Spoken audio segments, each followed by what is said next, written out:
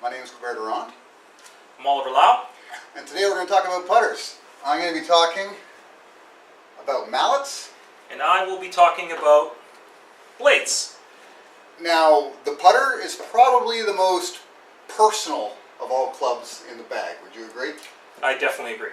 Right? And it's probably the one club that most people needn't change once they've figured it out. Agree, but disagree, because there's some guys who like to change them all the time. I think it speaks back to how personal the connection is with putter. I just think those guys have too much money. Sure. Okay, but speaking from a professional perspective, Jordan Spieth has been using the same putter for roughly how long? Since he was a teen, I think. Yeah, like he hasn't had a need to change that putter. I think one PGA Tour event this year he used a new Scotty Cameron. Not 100% sure, but just thinking since he was a teen, it's probably only 3 or 4 years. Yeah, and then he switched back to it.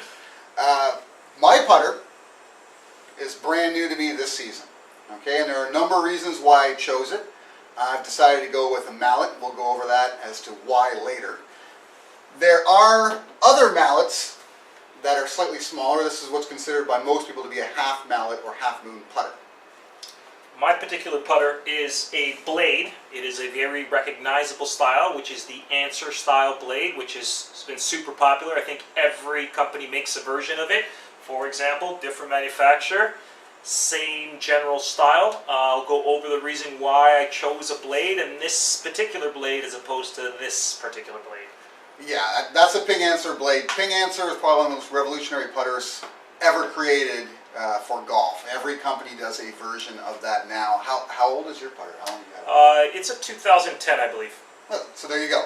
And you can go to a store right now and find putters that look almost identical to what he has and effectively work the same way. I think what we should go over first, though, is what's the same, right? Not what's different, but what's the same with every putter. Okay, in most cases, you're going to find that I'd say 90% of putters have some form of alignment aid. Now, in this case of the half mallet putter, you've got the single ball with a directional stripe.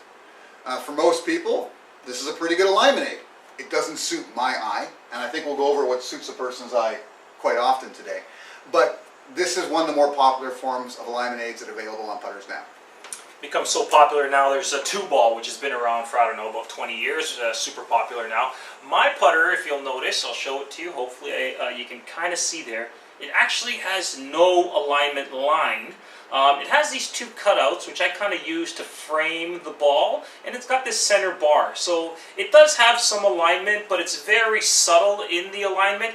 I find that depends on what suits you best. Some people like those lines, those aids, because it suits their eye. I find that having nothing or very little helps me just focus on where I'm going to strike the ball. I believe even TaylorMade released a putter that Jason Day is using that has no alignment on it, and I think it's a similar concept, kind of just focusing on where you're going to strike the ball. Again, it depends on what suits your eye. Yeah.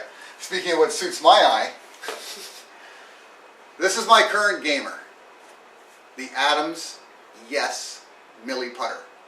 It's probably one of the most blatant alignment aids you can have. First of all, it's got high contrast, yellow to black.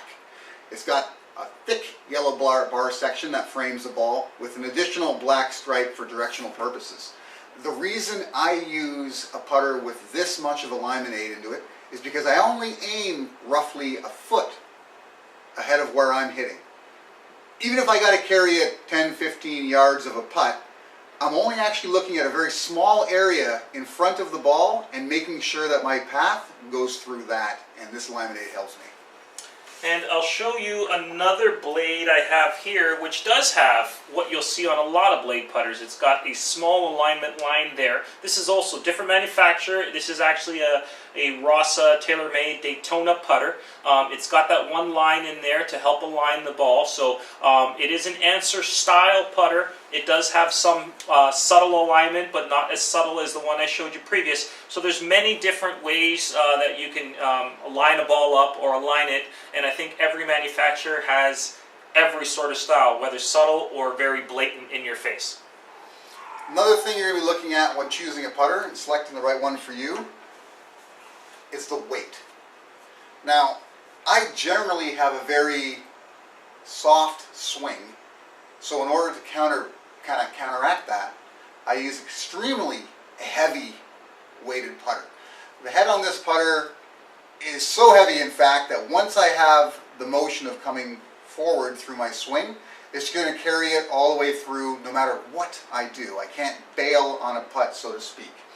Once I've started the motion back, coming forward is just a natural progression of weight. And that helps me put enough speed on the ball to carry it the distance that's required. I think despite the fact that our putters look very different and are on different ends of the putter spectrum, one thing I can agree with Kobe is I like a heavy putter for a similar reason, and that's I like to be able to feel where that putter head is at all times when swinging it. I find it helps me generate enough speed to get the ball to the hole. Nothing worse than leaving a putt short because you never really gave yourself a chance to make it. So I do like a heavy putter head, but again, that's different depending on your stroke, how you feel when you are putting. But that's one thing we can agree on, despite the fact the putters are very different.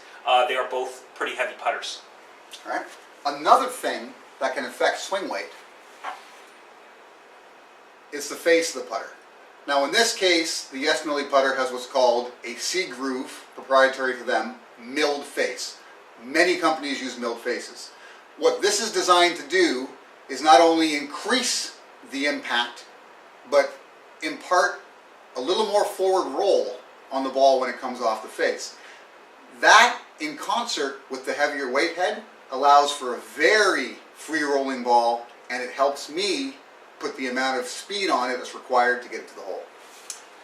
Milling, super popular right now. I think every manufacturer is going with some sort of milling in their putter faces. Another super popular form of, I guess, faces or technology you'll see in faces is inserts. My putter has a nickel insert. I'll hold up this other, which is very similar. It has a different material. Thank you. Has a different material insert nonetheless. I find that they're both designed to do something a little different. This particular one I find gives me more of a clicking sound, a little bit more of a lively bounce off the face, as where the Daytona Rossa, it feels more dead coming off the face, a little bit softer at impact. So I find that whether it's milled or insert, there's different face technology, all designed to do something different or similar, just achieved in different ways. Depending on your swing, right? If you have a hard swing, you're better off with the insert that's in the TaylorMade Rossa putter because it kind of absorbs the impact. If you have a soft swing, like I do, I'm better off with the C-groove milled face in my Millie putter because it puts more of a roll on the ball. Another thing you want to look at is in some cases, it's generic, right? This is as close as it can be to your traditional old school blade putter. What you'd get, you know, for free use at a mini putt course, right? And some people are just comfortable with that. A friend of ours that we've both worked with before and played golf with, that's the kind of putter he likes because that's what he's always used and is what he's become accustomed to. If you're a new player like myself, it's only my second full season that I've been playing, you got a chance to try quite a different variance of putters that are out there to find out what suits your swing as opposed to forcing your swing to suit that putter. And I think it's important, even if you're starting out and using a putter that you inherited, or you know, you're borrowing a set from a friend. Sometimes using the wrong putter for a little while will allow you to learn what you need out of a putter. It's very personal to feel. You know, just because Jason Day is using the Itsy Bitsy Spider and Sergio switched to it and had some success with it, and Dustin switched to it and had some success with it, and John Rahm is using it and having success with it, doesn't mean you're going to have success with it. It all really depends on what you're looking for in a putter in terms of feel. One thing I can say about putters, which you'll find in a blade or a mallet, and I think Kobe can elaborate on this, I'll just show you quickly, is perimeter weighting, which is achieved in different ways. This putter achieves it by cutting out some material out of the center, and it's still leaving the material in the sides, the toe and the heel, which gives it perimeter weighting. Different companies achieve that different ways. You'll find it in blades. You'll find it in mallets. Maybe you can touch on that. Actually, my mallet has it as well. Again, this is done differently. Instead of taking weight away from the center, it's added weight to the outsides by putting tungsten weights on both the toe and heel. The reason it's done that way with this particular putter is to impart a very pendulum-like swing. Straight back, straight through. That's the swing that I have when I punt. So this actually helps me to sort of perfect my own swing by putting the weight in such a position that it doesn't allow the head to turn much during the swing itself. And I think he's talking about a very straight through, back and through sort of swing. I have more of an arcing swing around my body, which I think is more suited to a blade style putter. But I find whether it's blade or whether it's mallet, you'll find perimeter weighting achieved in different ways. I believe Scotty Cameron right now has a putter which has adjustable weight ports kind of in the heel and toe, which you can change out for different weights depending on what suits your swing. And I talked about a little bit earlier, the Itsy Bitsy kind of tour putter from TaylorMade has weights kind of here at the back. So whether it's a mallet putter or a blade putter, you'll find perimeter weighting is something that's creeping into a lot of different putters. It seems to be a trend moving forward to help, I guess, more consistency no matter where you strike it on the face, and forgiveness as well. Another thing you want to look at is because of the variance in the types of putting grips that people are now using, from your traditional grip to your, what do they call it? Claw? The claw, the pencil grip claw, they got the side saddle, there's a lot of right hand low or left hand low, depending on which way you are. I mean, there's so many different types of grips now that both the length of the shaft of your putter and the actual grip that you choose to go with can really make or break the swing that you put on that putter. Super important. Great that you touched on it. Grip is so important. I find that even similar style grips can be very different. I know a lot of people are into those big thick grips that kind of promote light grip pressure. There's a lot of grips that are flat along the front of the putter face, or the putter shaft I should say. I use what's a pistol grip putter. I think Kobe uses the same, but the difference with our putter grips is mine is a very tacky, soft sort of feel, which kind of helps promote, like light grip tension. So I really like the soft, tacky feel. It is a wind grip. And Kobe uses a pistol grip putter as well, probably similar in size, but he'll tell you the difference in his. Yeah, shape's almost identical, but instead of having that soft, tacky material, I have a very hard, almost corded grip, because I have a stronger grip pressure during the putt, and it has an extremely flat surface on the top where the actual ionic label is that promotes a thumb position that's identical every time I putt. The fewer things that are different in your swing, the better. At least that's my opinion, and I think it's most people's opinion, and that's what this grip is designed to do.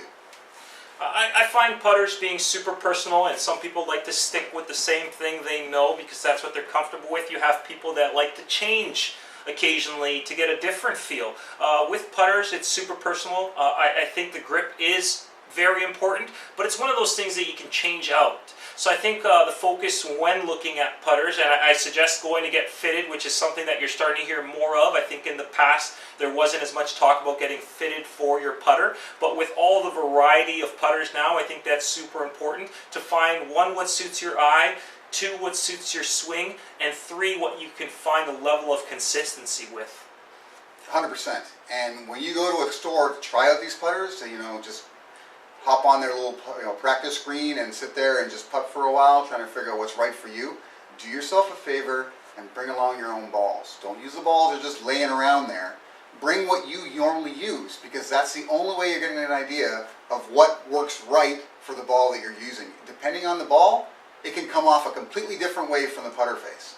Yeah, the feel is super important. I find different balls, depending on compression, cover, whatever it may be, that your ball provides for you. It's going to feel different coming off of different putter faces, whether it's milled, whether it's insert, whether it has nothing on it. It's going to feel super different, and you want to make sure that you're putting with your ball in order to find that right feel. So when you go out to the course, that is consistent from your fitting all the way through to hopefully making birdies.